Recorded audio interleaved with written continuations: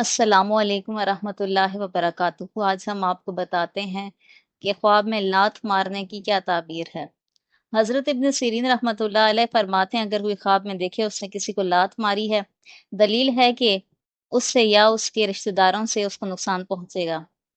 اگر دیکھے ایک گھوڑے نے لات ماری ہے تو دلیل ہے اس کے مرتبے اور بزرگی میں نقصان ہوگا۔ بعض اہل تعبیر کہتے ہیں کہ صاحب خواب فساد میں مشغول ہوگا۔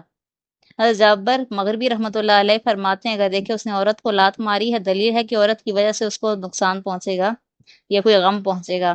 اور اگر دیکھے موٹی عورت نے اس کو لات ماری ہے، دلیل ہے اس کا مال تلف ہوگا۔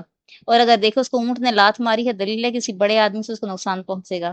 اور اگر دیکھے کہ اس کو بیل نے لات ماری ہے، دلیل ہے کہ اس کو اس سال میں نقصان پہنچے گا۔ حضرت جعفر صادق علیہ السلام فرماتے ہیں خواب میں لات مارنا 4 وجہ پر ہے۔ اول نقصان پہنچنا، دوم غم اور پریشانی، سوم عیال کا فساد۔